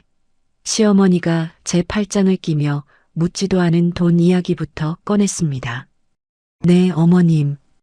아주 시원하게 처리해 두었으니 걱정 마시고 즐기세요. 제가 입꼬리를 한껏 끌어올리며 상냥하게 대답했습니다. 연회장 안은 오랜만에 모인 친척들의 웃음소리로 시끌벅적했습니다. 테이블 위에는 최고급 바닷가재와 전복 요리가 먹음직스럽게 차려져 있었습니다. 저는 자리에 앉아 텅 빈 와인 잔만 만지작거리며 시간만 확인했습니다. 오후 1시 남편이 마이크를 잡고 연단 위로 올라갔습니다. 친척 어르신들 바쁘신 와중에 저희 어머니 칠순을 축하하러 와주셔서 정말 감사합니다. 남편이 가식적인 미소를 지으며 허리를 굽혀 인사했습니다. 친척들이 박수를 치며 호응했습니다. 저희 형제가 어머니 은혜에 보답하고자 작은 선물을 준비했습니다. 엄마, 앞으로 나오세요. 남편이 시어머니를 연단 위로 불렀습니다. 시어머니는 입이 귀에 걸린 채 엉덩이를 실룩거리며 무대 위로 올라갔습니다. 남편이 연단 아래에 숨겨두었던 커다란 쇼핑백을 꺼내어 시어머니에게 건넸습니다. 쇼핑백 안에는 붉은색 가죽이 번쩍거리는 최고급 명품 가방이 들어 있었습니다. 시어머니가 가방을 품에 안고 만세를 부르며 펄쩍펄쩍 뛰었습니다. 친척들이 자리에서 일어나 박수를 치며 환호했습니다. 그때 제 휴대전화가 짧게 울렸습니다. 조 변호사에게서 온 문자 메시지였습니다. 가압류 인용 결정 났어. 지금 이 시간부로 그놈 통장이랑 급여 다 묶였어. 저는 문자를 확인하고 조용히 자리에서 일어났습니다. 핸드백에서 붉은색 글씨가 찍힌 서류 봉투를 꺼내 쥐고 뚜벅뚜벅 연단으로 걸어갔습니다. 연단 아래에 멈춰선 저는 손에 쥐고 있던 서류 봉투를 시어머니와 남편의 얼굴을 향해 힘껏 집어 던졌습니다. 봉투가 남편의 뺨을 세게 때리고 바닥에 툭 떨어졌습니다. 아, 이게 무슨 짓이야. 남편이 뺨을 부여잡고 소리쳤습니다. 내 엄마 명품 가방 살 돈은 있고 내 엄마 위암 수술비 보탤 돈은 한 푼도 없다는 쓰레기 새끼야. 이혼 서류니까 당장 도장 찍어. 제가 연회장이 떠나가라 소리쳤습니다. 음악 소리가 뚝 끊기고 왁자지껄하던 친척들은 숨을 죽인 채 저를 쳐다보았습니다. 시어머니는 사색이 되어 명품 가방을 껴안고 뒷걸음질 쳤습니다. 너 지금 미쳤어? 친척들 다 보는 앞에서 이 무슨 미친 짓거리야. 남편이 삿대질을 하며 제게 달려들었습니다. 미친 건 너희 모자지. 내 돈으로 밥 처먹고 살면서 내 엄마 통장으로 비자금 빼돌리고 깡패 같은 내 동생 술집 차려준 거 내가 모를 줄 알았어? 제가 턱을 치켜들고 남편을 똑바로 노려보며 쏘아붙였습니다. 그건 내가 오해하는 거야. 그게 다 우리 미래를 위해서. 남편이 당황한 듯 눈동자를 사방으로 굴리며 변명을 더듬거렸습니다. 닥쳐. 장모 죽으면 그 아파트 자기 명의로 돌리겠다는 내놈 통화 녹음 파일 방금 경찰서랑 이혼법정에 다 제출하고 오는 길이야. 제가 남편의 말을 가차없이 잘랐습니다. 남편의 다리가 후들거리며 털썩 주저앉았습니다. 아, 아가. 내가 단단히 오해를 했구나. 우리가 언제 사돈어른 돌아가시길 바랐다고 그러니. 시어머니가 파랗게 질린 얼굴로 변명했습니다. 어머님은 며느리 피 빨아먹고 산 그 명품 가방이나 꼭 끌어안고 계세요. 그리고 방금 어머님 차명 계좌랑 내 직장 월급 전부 가압류 묶어놨으니까 10원 한 장 뺄 생각 꿈도 꾸지 마. 제가 시어머니를 향해 차갑게 비웃었습니다. 저는 구두 굽소리를 요란하게 내며 연회장을 빠져나왔습니다. 등 뒤에서 시어머니의 곡소리와 남편의 악을 쓰는 소리가 들렸지만 제 발걸음은 그 어느 때보다 가볍고 당당했습니다. 그날 밤 남편과 시어머니가 제 아파트 현관문을 주먹으로 미친 듯이 두드려댔습니다. 문 열어. 이 독한 년아. 내가 감히 내 돈을 묶어. 문 안 열어. 남편이 발로 현관문을 차며 악을 썼습니다. 아이고, 동네 사람들. 며느리가 시어머니를 길바닥으로 내쫓았습니다. 경찰 좀 불러주세요. 시어머니가 복도 바닥에 뒹굴며 고래고래 소리를 질렀습니다. 저는 거실 소파에 앉아 와인을 홀짝이며 문 밖의 소동을 콧노래를 부르며 들었습니다. 휴대전화에 남편이 보낸 협박 문자가 수십 통 쌓여 있었습니다. 이혼 안 해. 집 팔아서 반 내놓지 않으면 직장 찾아가서 다 엎어버릴 거야. 저는 남편의 문자를 모두 캡처하여 조 변호사에게 전송했습니다. 이내 경찰이 출동하는 소리가 들리고 복도에서 실랑이가 벌어졌습니다. 저 여자가 우리 집 비밀번호를 바꾸고 제 짐을 다 밖에 버렸습니다. 당장 문 열게 해주세요. 남편이 경찰관에게 다급하게 호소했습니다. 이 집 명의가 어떻게 되시죠? 경찰관이 단호하게 물었습니다. 아, 아내 명의이긴 한데 저도 부부니까 살 권리가 있잖아요. 남편이 우물쭈물 대답했습니다. 명의자 동의 없이 문을 강제로 열 수 없습니다. 계속 소란 피우시면 영업방해 및 주거침입으로 체포하겠습니다. 경찰관이 엄격하게 경고했습니다. 결국 남편과 시어머니는 쓰레기 봉투 3개를 짊어지고 터덜터덜 쫓겨났습니다. 저는 창밖으로 두 모자가 어깨를 늘어뜨린 채 비 내리는 길거리를 걸어가는 뒷모습을 내려다보았습니다. 지난 3년 동안 저를 옥죄고 괴롭혔던 모든 굴레와 체증이 한순간에 씻겨 내려가는 듯한 완벽한 카타르시스를 느꼈습니다. 제 입술 사이로 차갑고 서늘한 웃음이 터져나왔습니다. 챕터 6 독사들의 발악. 통쾌한 복수의 밤이 지나고 맞이한 아침은 잔인할 만큼 평온했습니다. 저는 따뜻한 커피를 내려 마시며 남편과 시어머니의 물건이 싹 치워진 쾌적한 거실을 둘러보았습니다. 하지만 평온함도 잠시, 쫓겨난 독사들의 발악은 상상을 초월할 정도로 지독했습니다. 출근하기 위해 아파트 현관문을 열고 나섰을 때였습니다. 현관문 손잡이와 복도 벽면에 붉은색 레커로 온갖 욕설과 저주가 휘갈겨져 있었습니다. 천하의 몹쓸 년 시어머니 내쫓은 페르나 같은 섬뜩한 글귀들이 시뻘건 피처럼 흘러내리고 있었습니다. 저는 흠칫 놀라 뒷걸음질을 쳤지만 이내 이성을 되찾고 휴대전화를 꺼내 현장을 꼼꼼하게 사진으로 찍었습니다. 회사에 도착하자 분위기가 심상치 않았습니다. 동료들이 저를 힐끗거리며 수군거렸고 상사는 저를 탕비실로 조용히 불렀습니다. 오늘 아침에 회사 로비에 어떤 남자들이 찾아와서 난리를 피웠어. 너 남편 동생이라던데 무슨 일이야? 상사가 미간을 찌푸리며 조심스럽게 물었습니다. 죄송합니다. 제가 이혼 소송 중인데 시댁 쪽에서 억지를 부리고 있습니다.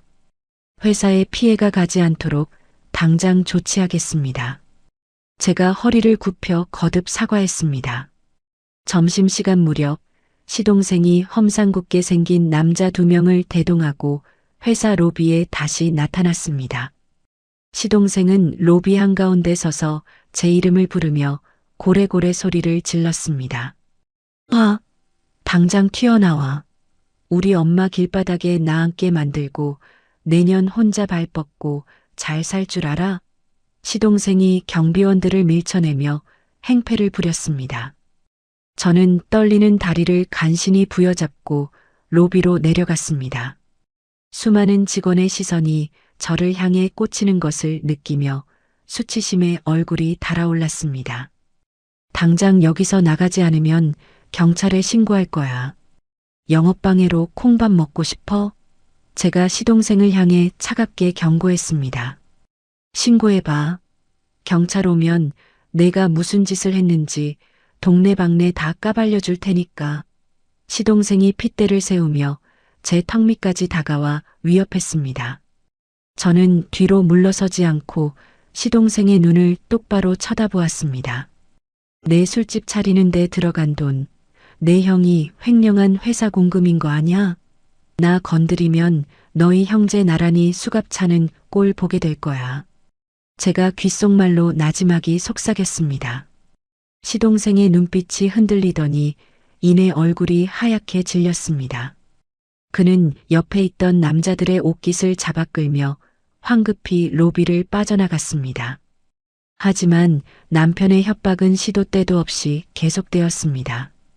밤낮을 가리지 않고 쏟아지는 문자와 전화 통화는 제 신경을 날카롭게 갉아먹었습니다. 내깐년이 이혼 소송 걸어봤자 부부 공동 재산이야. 집 팔아서 내 목 절반 안 내놓으면 내 부모 채소가게 찾아가서 불 질러버릴 거야. 남편이 음성 메시지로 섬뜩한 살해 협박을 남겼습니다. 저는 매일 밤 현관문 앞에 누군가 서 있는 것 같은 환청에 시달리며 불면증에 시달렸습니다. 길을 걷다가도 비슷한 체격의 남자를 보면 심장이 덜컥 내려앉아 숨을 쉴 수가 없었습니다. 심지어 어느 날은 은행에서 저를 사칭한 대출 시도가 있었다는 연락을 받았습니다. 남편이 제 인감 도장과 신분증 사본을 훔쳐내어 몰래 대출을 받으려 했던 것입니다. 다행히 은행 직원의 기지로 대출은 막혔지만 저는 극도의 공포와 스트레스로 그 자리에 주저앉아 엉엉 울고 말았습니다. 내가 과연 이 진흙탕 싸움에서 온전히 살아남을 수 있을까? 캄캄한 방 안에 홀로 앉아 무릎을 끌어안고 공포에 떨었습니다. 그들의 밑바닥을 긁어대는 짐승 같은 짓거리에 차라리 제가 집을 포기하고 멀리 도망쳐버릴까 하는 나약한 생각마저 들었습니다. 그때 탁자 위에 놓인 가족 사진이 제 눈에 들어왔습니다. 위암 수술을 마치고 헬쑥해진 얼굴로 저를 보며 환하게 웃고 있는 친정엄마의 얼굴이었습니다. 엄마의 목숨값을 아까워하며 죽기를 바라던 그 악마들을 생각하자 제 안에서 꺼져가던 도끼가 다시 시퍼렇게 타올랐습니다. 여기서 물러서면 내 전부를 빼앗기고 내 가족의 인생마저 저들의 아가리 속으로 처박힌다는 생각에 저는 꽉 쥔 주먹에서 피가 나도록 입술을 깨물었습니다. 저는 두 눈을 부릅뜨고 자리에서 벌떡 일어났습니다. 어둠 속에서 공포에 떨며 숨어 있는 대신 독사들의 대가리를 완벽하게 짓밟아버리기로 다시 한번 굳게 결심했습니다. 저는 다음 날 아침 일찍 조 변호사의 사무실로 달려갔습니다. 현관문 낙서 사진, 남편의 협박 문자 내역, 시동생이 회사 로비에서 난동을 부린 CCTV 영상 기록까지 모든 증거를 책상 위에 쏟아냈습니다. 이 인간들이 갈 때까지 가보자고 발악을 하네. 접근금지 가처분 신청 당장 들어갈 거야. 그리고 남편 횡령건도 회사 감사팀에 바로 투서 넣어. 조 변호사가 서류들을 꼼꼼히 살피며 매섭게 지시했습니다. 저는 조 변호사의 도움을 받아 시동생과 남편에 대한 접근금지 명령을 단숨에 받아냈습니다. 법원의 명령이 떨어지자 제 주변을 맴돌며 협박을 일삼던 놈들의 그림자가 거짓말처럼 싹 사라졌습니다. 하지만 가장 강력한 한 방은 남편의 직장에 터뜨린 익명 제보였습니다. 저는 남편이 시동생의 주점 창업 자금 명목으로 수천만 원을 송금한 내역과 남편의 회사법인 통장에서 돈이 빠져나간 날짜가 정확히 일치한다는 증거를 엮었습니다. 거기에 남편이 차 안에서 시어머니와 통화하며 회사 돈을 횡령한 사실을 자랑스럽게 떠벌리는 녹음 파일까지 첨부했습니다. 이 모든 자료를 서류 봉투에 밀봉하여 남편 회사 회장실과 감사팀의 등기 우편으로 발송했습니다. 폭탄을 던진 지 불과 3일 만에 남편의 회사는 발칵 뒤집혔습니다. 회사 감사팀은 즉시 남편을 소환하여 강도 높은 조사를 벌였고 빼도 박도 못하는 명백한 증거 앞에 남편은 변명조차 하지 못했습니다. 횡령과 배임 혐의가 입증된 남편은 그날로 직위가 해제되고 징계위원회에 회부되었습니다. 너 이 미친년아. 내가 회사에 투서 넣었지? 나 파면당하면 위자료고 뭐고 다 끝이야. 남편이 경찰에 접근금지 명령도 잊은 채 제게 전화를 걸어 발악했습니다. 걱정 마. 내가 내야 할 위자료는 내 엄마가 숨겨둔 그 비자금 통장에서 압류로 싹 다 긁어갈 테니까. 제가 코웃음을 치며 차갑게 대꾸했습니다. 남편의 통장과 시어머니의 차명 계좌는 이혼 소송의 재산 분할뿐만 아니라 회사 측의 횡령 피해금 환수 조치로 인해 이중으로 가압류가 걸려버렸습니다. 수억 원의 비자금을 손에 쥐고 떵떵거리던 시어머니는 이제 단돈 10,000원 한 장 마음대로 뺄 수 없는 거지 신세가 되었습니다. 그들의 돈줄이 완벽하게 끊어지는 순간이었습니다. 챕터 7 나락으로 떨어지는 짐승들. 남편은 회사에서 횡령 사실이 발각되어 경찰 조사를 받는 신세로 전락했습니다. 회사 측은 남편을 상대로 형사 고소와 함께 피해 관수를 위한 민사소송을 동시에 제기했습니다. 시어머니의 차명 계좌에 묶여있던 비자금은 고스란히 회사 측에 압류되어 공중분해되었습니다. 돈줄이 마르자 가장 먼저 반응을 보인 것은 시동생이었습니다. 시동생은 형의 돈으로 차린 주점의 임대료와 직원들 월급이 밀리자 빚쟁이들에게 쫓기는 신세가 되었습니다. 결국 그는 시어머니의 명의를 도용해 제2금융권에서 고금리 대출까지 끌어다 쓴 뒤 야반도주를 해버렸습니다. 수천만 원의 빚을 고스란히 떠안게 된 시어머니는 충격으로 자리에 알아누웠습니다. 이 모든 파국이 벌어지는 동안 저는 이혼 소송의 마지막 재판을 위해 법원에 출석했습니다. 법정에서 만난 남편의 모습은 처참했습니다. 늘 말끔하게 빗어 넘기던 머리는 헝클어져 있었고 초췌한 얼굴에는 도끼마저 완전히 빠져 있었습니다. 피고석에 앉은 남편은 저를 쳐다보지도 못한 채 고개를 푹 숙이고 있었습니다. 피고는 원고를 기만하여 재산을 은닉하고 파탄의 원인을 제공한 귀책 사유가 명백히 인정됩니다. 판사가 단호한 목소리로 판결문을 읽어 내려갔습니다.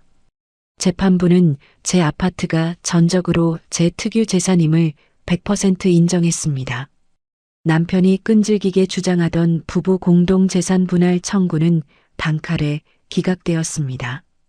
남편은 제 아파트 지분을 단 1%도 가져가지 못했습니다. 게다가 법원은 남편의 악의적인 행위를 질타하며 저에게 최고액의 위자료를 지급하라고 판결했습니다. 재판이 끝나고 법정 밖으로 나왔을 때 하늘은 언제 비가 내렸냐는 듯 맑게 개어 있었습니다. 저는 홀가분한 마음으로 숨을 깊게 들이마셨습니다. 법원 계단을 내려가는 제 등 뒤로 남편이 비틀거리며 쫓아왔습니다. 여보, 내가 잘못했어. 제발 나 한 번만 용서해줘. 나 지금 빈털터리에 전과자 되게 생겼어. 남편이 제 바짓가랑이를 붙잡고 눈물을 뚝뚝 흘리며 짐승처럼 울부짖었습니다. 바닥에 무릎을 꿇고 애원하는 남편의 모습은 한없이 초라하고 찌질했습니다. 저는 차가운 눈빛으로 바닥에 엎드린 남편을 내려다보았습니다. 내 친정엄마 수술비 아깝다며 피눈물 흘리게 할 땐 이런 날이 올 줄 몰랐니? 내 엄마랑 평생 길바닥에서 남이 먹다 버린 쓰레기나 주워 먹으며 살아. 제가 남편의 더러운 손을 구둣발로 거칠게 뿌리치며 싸늘하게 내뱉었습니다.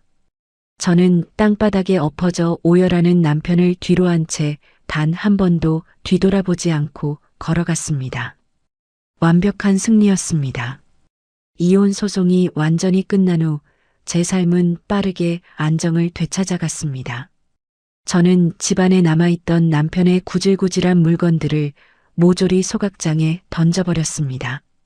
어둡고 칙칙했던 도배를 화사한 톤으로 바꾸고 거실 한가운데 커다란 프리지아 화분을 놓아두었습니다. 집안 가득 퍼지는 꽃향기를 맡으며 저는 비로소 제가 온전한 자유의 몸이 되었음을 실감했습니다. 친정엄마도 항암 치료의 부작용을 딛고 완전히 건강을 회복하셨습니다. 저는 퇴직금을 정산하여 엄마와 함께 일주일간 제주도로 여행을 떠났습니다. 푸른 바다가 내려다 보이는 해안도로를 나란히 걸으며 그동안 억눌러왔던 모녀간의 정을 듬뿍 나누었습니다. 우리 딸, 그동안 마음고생 너무 많았어. 다 늙은 애미 살리겠다고 내 인생이 지옥이 되었으니 어쩌면 좋니? 엄마가 제 손을 꼭 잡고 눈물을 글썽이셨습니다. 무슨 소리야, 엄마. 엄마가 아팠던 덕분에 내가 그 악마들 구렁텅이에서 빠져나올 수 있었던 거야. 엄마가 내 목숨 살린 거나 다름없어. 제가 엄마의 어깨에 머리를 기대며 환하게 웃었습니다. 제주도의 맑은 바람이 그동안 제 가슴 속에 쌓여있던 억울함과 슬픔의 찌꺼기들을 모두 날려버리는 듯 했습니다. 서울로 돌아온 후 저는 직장에서도 빠르게 적응하며 능력을 인정받았습니다. 독하게 버티며 이뤄낸 성과 덕분에 저는 동기들보다 빠르게 승진의 기쁨을 맛보았습니다. 오랜만에 만난 조 변호사와는 맛있는 와인을 나누며 회포를 풀었습니다. 너 요즘 얼굴이 아주 반질반질하다? 이혼 소송할 때 그 송장 같던 몰골은 다 어디 갔어? 조 변호사가 와인 잔을 부딪히며 농담을 건넸습니다. 다 내 덕분이지. 내가 그 독사들 대가리를 밟아주지 않았으면 난 아직도 지옥에서 허우적대고 있을 거야. 진짜 고마워. 제가 진심을 담아 고마움을 전했습니다. 우리는 서로의 앞날을 응원하며 늦은 밤까지 웃음꽃을 피웠습니다. 풍문으로 들려오는 남편과 시댁 식구들의 근황은 참담함 그 자체였습니다. 회사에서 해고당하고 형사처벌까지 받은 남편은 일용직 막노동을 전전하며 힘겹게 살아가고 있다고 했습니다. 월세 낼 돈도 없어 허름한 단칸방으로 밀려난 두 모자는 매일 밤 서로를 탓하며 치고받고 싸운다는 소문이 돌았습니다. 시동생이 남긴 빚더미에 깔린 시어머니는 화병으로 몸져 누워 남편의 발목을 잡는 거대한 짐덩어리가 되었습니다. 한때 제 재산을 탐내며 떵떵거리던 그들의 비참한 말로를 들으며 저는 희미한 미소를 지었습니다. 이제 그들의 불행은 제 삶에 그 어떤 영향도 미치지 못하는 먼지 같은 이야기에 불과했습니다. 퇴근 후 따뜻한 거실 조명 아래 앉아 책을 읽는 평범한 저녁 시간이 그 어느 때보다 소중하고 행복했습니다.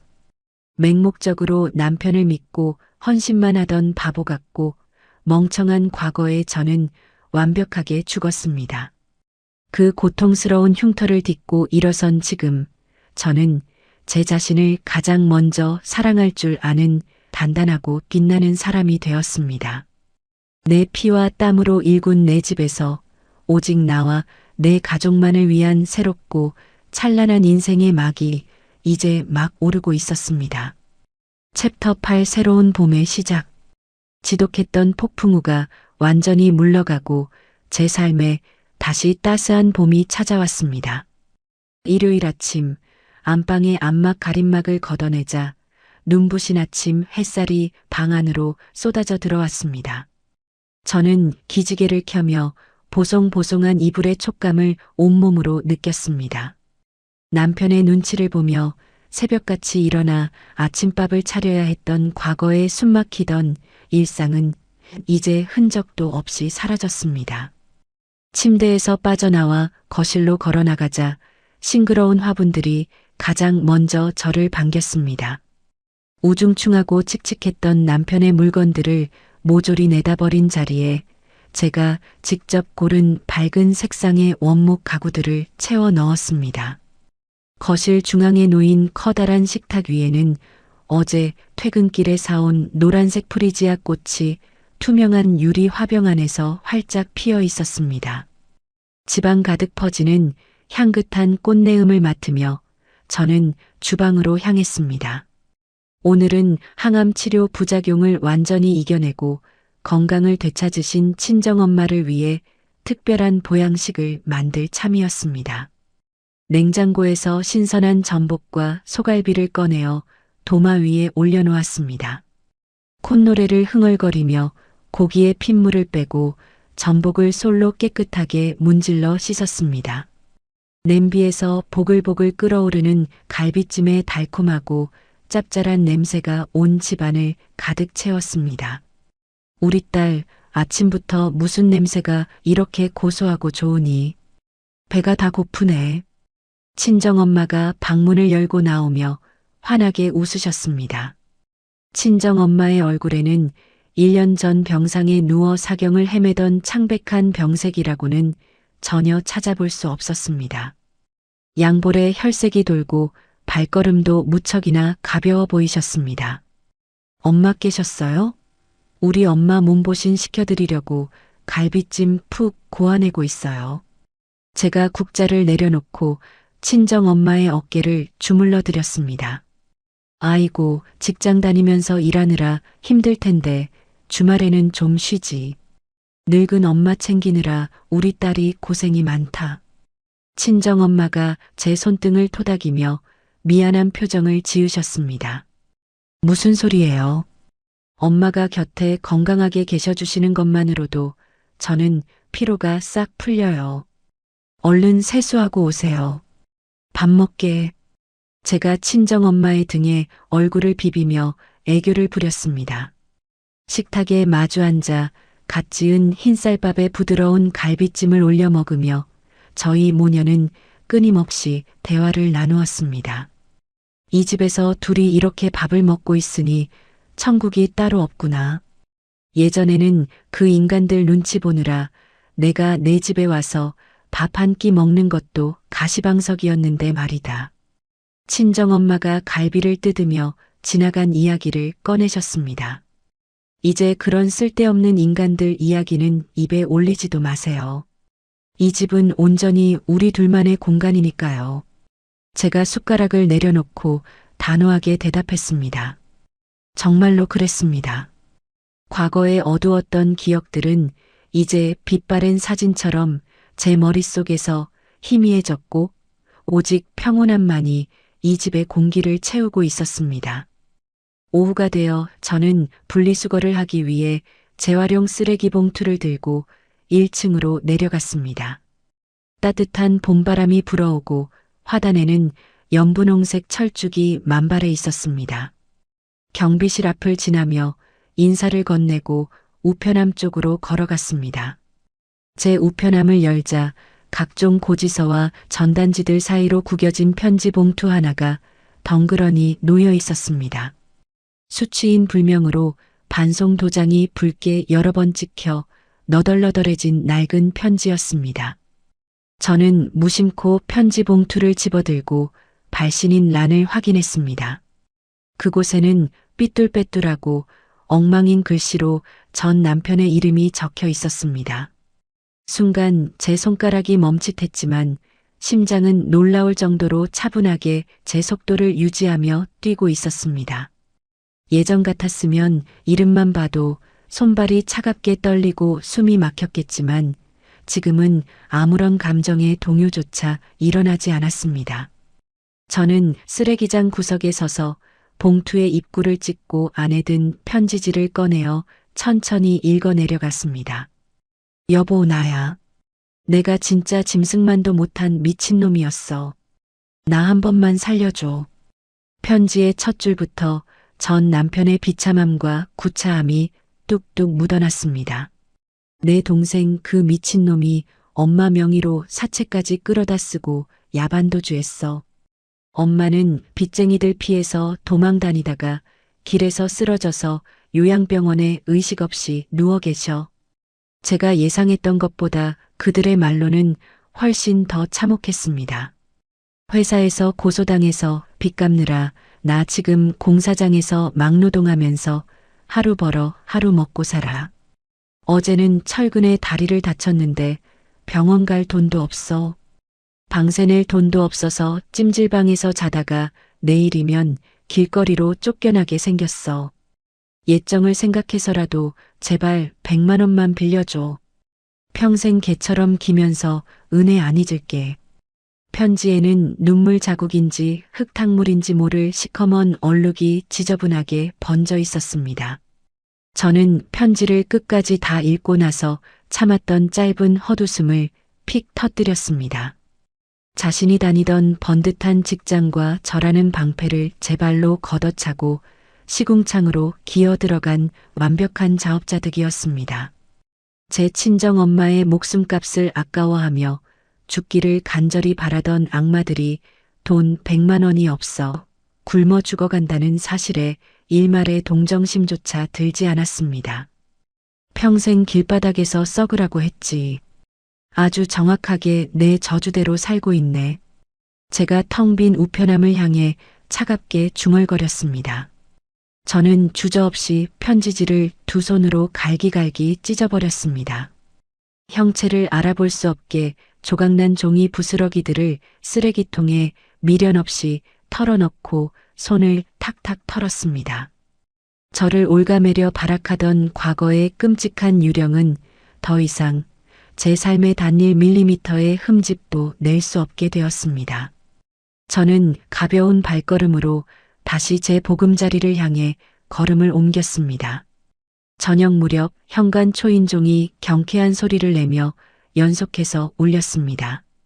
제가 문을 열자 양손에 고급 포도주 2병과 커다란 과일 바구니를 든 조 변호사가 환한 미소를 지으며 서 있었습니다. 우리 완벽한 승소 기념 축하 파티가 너무 늦었지? 소송 서류 검토하느라 요새 잠도 못 자서 이제야 제대로 시간을 냈네.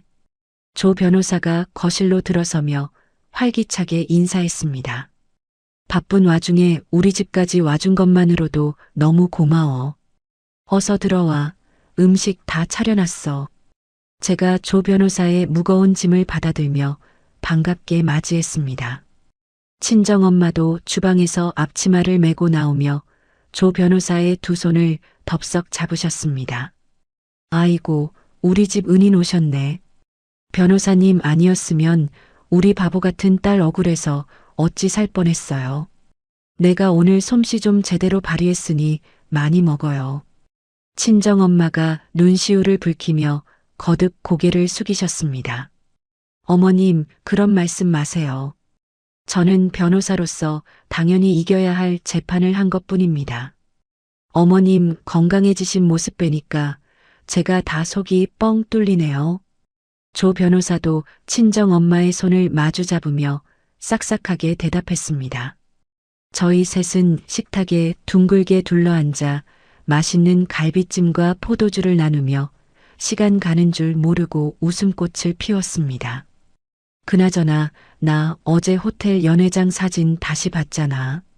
내가 이혼 소장 얼굴에 던졌을 때 그 시어머니 표정. 진짜 10년 묵은 체증이 다 내려가더라. 조 변호사가 손뼉을 치며 껄껄 웃었습니다. 명품 가방 끌어안고 벌벌 떨던 모습이 아직도 생생해. 아, 맞다. 아까 낮에 1층 우편함에 전 남편이 구구절절 돈 빌려달라고 쓴 편지가 와 있더라고. 제가 과일을 포크로 찍으며 덤덤하게 말했습니다. 뭐? 그 미친놈이 아직도 정신을 못 차리고 내 주변을 얼쩡거려. 당장 스토킹으로 경찰에 신고할까? 조 변호사가 미간을 확 찌푸리며 목소리를 높였습니다. 아니야, 나도. 막노동하면서 다리 다치고 시어머니는 요양병원에 누워 있다더라. 동생놈은 도망가고 편지는 싹 다 찢어서 쓰레기통에 버렸어. 이제 그 인간이 감옥을 가든 길바닥에서 굶어 죽든 나랑은 아예 상관없는 다른 세상 이야기야. 제가 포도주 잔을 찰랑거리며 아무렇지 않게 대답했습니다. 조 변호사는 제 여유롭고 단단해진 반응에 안심한 듯 환하게 웃으며 포도주 잔을 높이 들어 올렸습니다. 그래, 아주 훌륭하다. 질질 짜면서 멍청하게 당하던 예전에 너는 이제 완벽하게 죽은 거 확실하네. 우리의 새롭고 찬란한 앞날을 위하여 시원하게 건배하자. 조 변호사가 쩌렁쩌렁한 목소리로 외쳤습니다. 우리의 행복을 위하여. 저와 친정엄마도 잔을 부딪히며 활짝 웃었습니다. 투명한 유리잔이 경쾌하게 부딪히며 내는 맑은 소리가 집안 구석구석으로 울려 퍼졌습니다. 창밖으로는 까만 밤하늘을 수놓은 별들이 유난히도 반짝이고 있었습니다. 식사를 모두 마치고 조 변호사가 기분 좋게 돌아간 뒤 저는 따뜻한 국화차를 한 잔 끓여 거실 창가에 섰습니다. 투명한 유리창에 비친 제 얼굴을 가만히 들여다보았습니다. 피해 의식에 젖어 남편과 시댁의 눈치만 보며 하루하루 말라가던 주눅든 여자는 더 이상 거울 속에 존재하지 않았습니다. 가족이라는 핑계로 포장된 잔인한 착취에 순응하는 것이 지혜롭고 착한 아내의 도리라고 믿었던 제 자신이 과거에는 얼마나 어리석었는지 이제는 너무도 선명하게 잘 압니다. 가짜 성실함에 속아 제 고열을 바쳤던 시간은 끔찍했지만 그 혹독한 대가를 치른 덕분에 저는 세상의 진짜 민낯을 똑똑히 보게 되었습니다. 타인의 잣대와 뻔뻔한 요구에 맞춰 나를 깎아내고 희생하는 대신 나 자신을 가장 앞세워 보호하고 지켜내는 것이 진짜 행복의 출발점이라는 것을 뼈저리게 배웠습니다. 저는 서재로 걸어 들어가 책상 서랍을 열고 빳빳한 등기부등본 서류를 손끝으로 조심스럽게 쓸어내렸습니다. 내 집, 내 직장, 내 가족, 내가 흘린 피눈물과 치열한 땀으로 완벽하게 지켜낸 이 온전하고 견고한 나의 성벽 안에서 저는 더 이상 그 누구의 거짓말에도 흔들리지 않을 것입니다. 앞으로 제 삶에 어떤 거센 비바람이 몰아치더라도 굳건하게 땅속 깊이 뿌리내린 거대한 나무처럼 절대 꺾이지 않고 당당하게 살아갈 것입니다. 따스하고 부드러운 봄 기운이 제 뺨을 기분 좋게 스치고 지나갔습니다. 지독하게 어리석었던 과거의 껍질을 미련 없이 벗어 던지고 일어선 진짜 제 인생의 눈부신 막이 비로소 활짝 오르고 있었습니다. 예전에 저는 무조건 참고 희생하는 것만이 가정을 지키는 현명한 아내의 도리라고 믿었습니다. 하지만 그 어리석은 맹신이 제 소중한 진짜 가족을 벼랑 끝으로 내몰고 제 자신마저 갉아먹고 있었다는 것을 이제는 뼈저리게 깨달았습니다. 가족이라는 이름으로 선의를 이용하고 뻔뻔하게 착취하는 사람들에게 더 이상의 자비는 필요 없다는 것도요. 혹시라도 예전에 저처럼 타인의 이기심과 가스라이팅에 상처받고 홀로 눈물 흘리고 계신 분이 있다면 부디 용기를 내어 그 진흙탕에서 빠져나오시라고 꼭 말씀드리고 싶습니다. 나 자신을 잃어가면서까지 억지로 지켜야 할 관계는 이 세상에 없습니다. 내 삶에서 가장 먼저 지키고 사랑해야 할 사람은 바로 나 자신이니까요. 모든 폭풍우가 지나가고 제 인생에 다시 따뜻한 봄날이 찾아온 것처럼 여러분의 앞날에도 늘 환하고 눈부신 햇살만 가득하시기를 진심으로 응원하겠습니다. 이야기를 끝까지 들어주신 분이 계시다면 잘 들었다고 댓글 하나만 남겨주세요. 감사합니다.